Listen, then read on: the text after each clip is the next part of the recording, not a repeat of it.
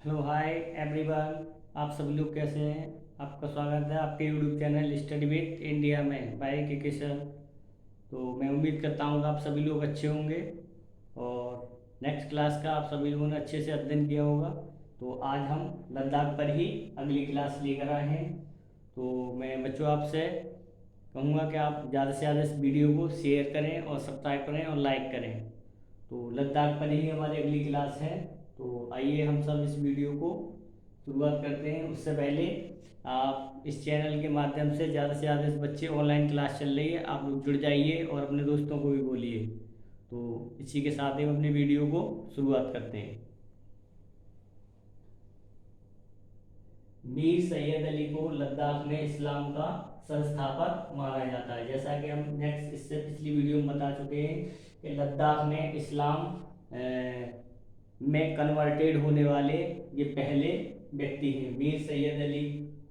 तो इन्हें ही लद्दाख में इस्लाम का संस्थापक माना जाता है। नेक्स्ट क्वेश्चन है हमारा, सन 1532 से 1545 ईस्वी में लद्दाख के अंदर कई और मुस्लिम आक्रमणकारी आए। जैसा कि आपने देखा होगा हिस्ट्री में कई और क्लासों में कि मुस्लिम ऑल ओवर पूरे भारत में ही आक्रमणकारी के रूप में आए और उन्होंने यहाँ मारकाट लूटपाट की और मंदिरों की तोड़ फोड़ की और बहुत सारे गलत कृत्य किए जो कि नहीं होने चाहिए थे। तो वैसा ही हमारा एक पॉइंट ऑफ व्यू लद्दाख में भी देखने को मिला है। 1548 ईस्वी में लद्दाख में राजा भगत ने लद्दाख को फिर से एकीकृत कर नामांगल राजवंश की स्थापना की। जैसा कि आप देख पा रहे हैं कि 1548 ईस्वी में लद्दाख में एक राजा भगत नाम के राजा थे जिन्होंने लद्दाख में आक्रमणकारियों से काफ़ी जंग वगैरह की और वहाँ पर एक नामांगल राजवंश की स्थापना की। नेक्स्ट पॉइंट है हमारा, राजा भगत ने नामांगल राजवंश की स्थापना के बाद कई मध्य एशियाई हमलावरों को लद्दाख से खदेड़ दिया। जैसा कि उन्होंने जब वहाँ अपने राजवंश की स्थापना कर ली और अपनी काफ़ी फौज वगैरह इकट्ठी करने के बाद इन्होंने जो मध्य एशिया से आए हुए मुगल और काफ़ी तुर्क वगैरह इन्होंने उससे लड़ाइयाँ लड़के और इनको वहाँ से खदेड़ दिया। नेक्स्ट पॉइंट है हमारा, राजा भगत ने अस्थायी रूप से नेपाल तक अपना क्षेत्र और बौद्ध धर्म फैला दिया था। जैसा कि जब उन्होंने नामांगल राजवंश की स्थापना की तो वहाँ राजा भगत ने अस्थायी रूप से नेपाल तक अपना क्षेत्र फैला लिया और बौद्ध धर्म की स्थापना की। नेक्स्ट पॉइंट है हमारा, 17वीं शताब्दी के अंत तक नामांगल राजवंश के वंशजों ने लद्दाख बाल्टिस्तान में अपनी स्वतंत्रता पर फिर से कब्जा कर लिया या स्वतंत्रता अपनी फिर से प्राप्त कर ली। जो राजा भगत नाम थे तो उनके ही जो वंशज थे उन्होंने लद्दाख और बाल्टिस्तान में काफ़ी लोग मुगलों से और तुर्कों से जो इनके वंशज रह गए थे मुगल तुर्कों के, तो उन्होंने जंग और लड़ाइयाँ लड़के उन्होंने अपना साम्राज्य और अपने स्वतंत्रता वापस प्राप्त कर ली। नेक्स्ट पॉइंट है हमारा, 1679 से 1684 में तिब्बत और लद्दाख मुगल युद्ध क्षेत्र के रूप में जाना जाता था। तो जैसा कि आप पिछले पॉइंट ऑफ व्यू पे देख चुके हैं, यहाँ काफ़ी ज़्यादा तादाद में मुगलों ने आक्रमण किया और वहाँ पर लूटपाट की मारकाट की और अपना साम्राज्य स्थापित किया। तो इसी के बीच वहाँ पर काफ़ी लड़ाइयाँ भी हुई। नेक्स्ट पॉइंट है हमारा, माना जाता है कि 5वें दलाई लामा द्वारा मुगलों के साथ बतौर भुगतान समझौता हुआ जिसमें भुगतान धन प्राप्त करने के बाद मुगल वापस चले गए और काफ़ी युद्ध और रक्तपात होने के बाद भी जब वहाँ कोई निर्णायक कोई पॉइंट ऑफ व्यू नहीं निकला तो वहाँ पे जो राजा भगत नाम के वंशज वगैरह थे और 5वें दलाई लामा तो उनके बीच और मुगलों के बीच एक समझौता हुआ जिस समझौतों में मुगलों को वापस जाने के लिए धन देना पड़ा। नेक्स्ट पॉइंट है हमारा, 1684 ईस्वी में लद्दाख और तिब्बत के बीच टिंगमो साम की संधि हुई थी। सन 1684 ईस्वी में लद्दाख और तिब्बत के बीच टिंगमो साम की संधि हुई थी। वैसे काफ़ी बहुत ही very very most important class है क्योंकि काफ़ी डीपली आपको ये क्लास जानकारी दे रहा हूँ क्लास के माध्यम से। तो जैसे आपकी यूपीएससी हो गई, एसएससी वगैरह हो गई, यूपी पीसीएस हो गया, यूपी पीसीएस जी हो गया, और आपका रेलवेज वगैरह में काफ़ी अब तो डीपली क्वेश्चन पूछे जाते हैं, जो कि ज़्यादातर बच्चों को इनका ज्ञान नहीं होता है कि इतना डीपली पूछ लेंगे। बच्चे हमारे जो है कि मॉडल पेपर वगैरह और बाकी किताबों के माध्यम से पढ़ते रहते हैं, तो वो इतना डीपली अध्ययन नहीं करते हैं जो कि ये पूछा जाता है। और कई बार एक ऐसे क्वेश्चन पूछ लिए जाते हैं कि लद्दाख और तिब्बत के बीच कौन सी संधि हुई थी, या टिंगमो सांग की संधि लद्दाख और तिब्बत के बीच कब हुई थी, सन पूछ ली जाती है। या ये भी पूछ लिया जाता है कि टिंगमो सांग की संधि किन दो राज्यों के बीच हुई थी, तो वो लद्दाख और तिब्बत के बीच हुई थी। नेक्स्ट पॉइंट है हमारा 1834 में जम्मू के राजा गुलाब सिंह के सेनापति सिख जोरावर सिंह ने लद्दाख को जम्मू में मिला लिया था। 1834 में जम्मू के राजा गुलाब सिंह थे, तो उनके एक सेनापति थे सिख जोरावर सिंह, उन्होंने लद्दाख में युद्ध करके और वहाँ पर जम्मू, उस लद्दाख को जम्मू में मिला लिया। नेक्स्ट पॉइंट है हमारा प्रथम आंग्ल सिख युद्ध में सिखों की हार के बाद ब्रिटिशों ने जम्मू कश्मीर राज्य को अलग रियासत के रूप में स्थापित किया था। जैसा कि हम सभी को मालूम ही है कि ब्रिटिशों ने भारत में सन 1600 ईस्वी में ईस्ट इंडिया कंपनी के रूप में भारत में इन्होंने अपना आगमन शुरू किया और व्यापार के माध्यम से। बट हम इन्हें व्यापारी नहीं कह सकते, ये एक तरीके से लुटेरे ही थे।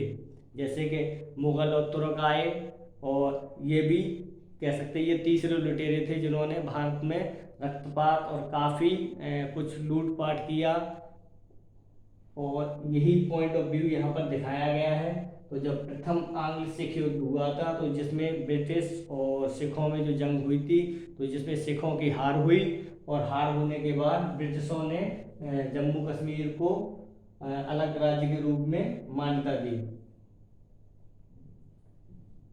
नेक्स्ट पॉइंट है हमारा नामांगल परिवार के सदस्यों को स्टॉक की जागीर दी गई, जिसे आज भी बरकरार रखा गया है। जैसा कि हम पिछले पॉइंट में बता चुके हैं कि राजा भगत ने नामांगल राजवंश की स्थापना की, तो इन्हीं के ही जो वंशज थे, तो उनके बीच ये संधि हुई थी, और संधि के तौर पर उनको एक ये स्टॉक की जागीर दी गई थी। अगला पॉइंट है हमारा 1850 ईस्वी के दशक में लद्दाख में यूरोपियों का प्रभाव शुरू हुआ था।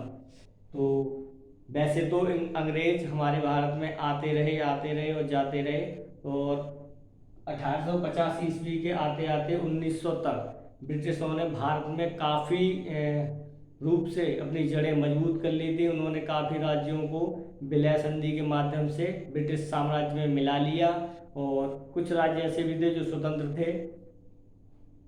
तो 1850 ईस्वी के दशक में लद्दाख में यूरोपियों का प्रभाव शुरू हुआ। नेक्स्ट पॉइंट है हमारा 1885 ईस्वी में लेह मोरावियन चर्च मिशनरियों का मुख्यालय बना। जब इन्होंने काफ़ी 100-200 साल राज करने के बाद फिर ब्रिटिशों ने उससे पहले भी, लेकिन उससे पहले अल्प मात्रा में, लेकिन 1900 के आते आते इन्होंने एक पॉइंट ऑफ व्यू का और एक निर्माण किया इन्होंने कि यहाँ पर अधिक से अधिक जनसंख्या को क्रिश्चियन या ईसाईकरण किया जाए। तो इन्होंने बाहर से ईसाई मिशनरियों को बुलाना चालू किया और भारत के सभी कोनों कोनों में फैला दिया। तो एक पॉइंट यहाँ पर मिलता है कि उन्होंने लद्दाख में लेह मोरावियन चर्च मिशनरियों का मुख्यालय बना।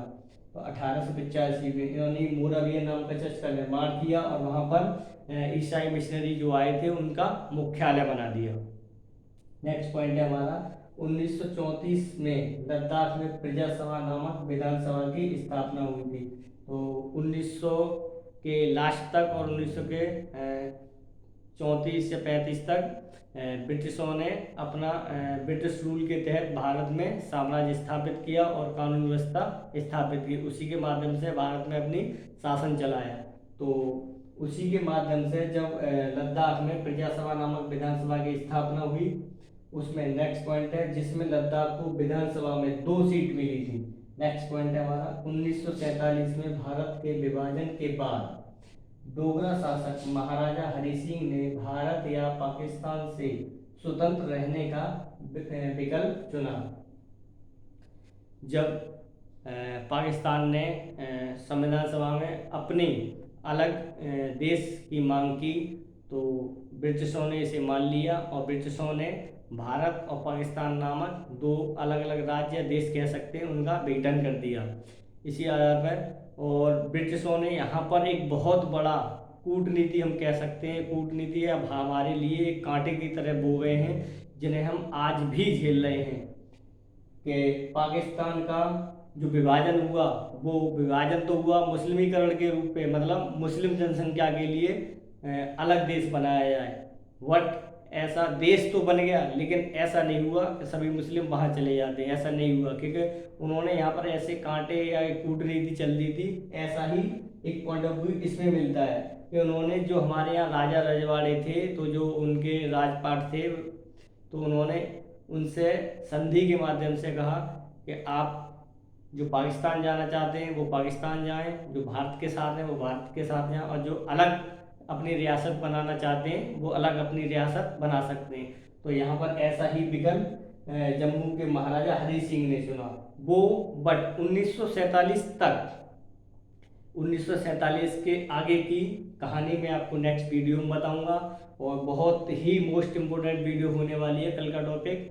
तो इसी के साथ ही मैं इस वीडियो को विराम देता हूं, और मैं आप लोगों से कहूँगा कि आप लोग इस ज़्यादा से ज़्यादा वीडियो को शेयर करें और सब्सक्राइब करें और लाइक करें, और आप साथ ही साथ अपने नोट्स बनाते जाएं और डीपली अध्ययन करें।